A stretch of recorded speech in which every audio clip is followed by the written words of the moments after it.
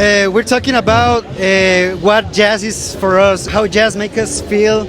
Everyone says that jazz is a language, but I want to hear from you. Initially, I'm really interested in the history of jazz, and I've studied it.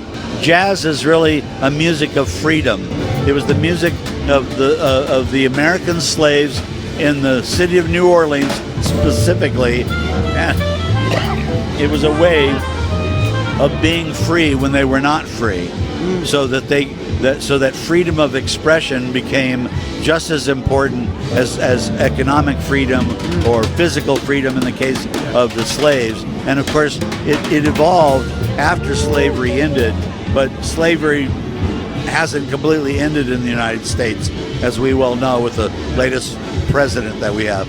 Can you say jazz was born from slavery, like a way of expression? Also, what happened was that in the Spanish-American War, the Navy decommissioned the port of New Orleans, and when they did, all the band instruments from naval bands went to the pawn shops, and then they couldn't sell them.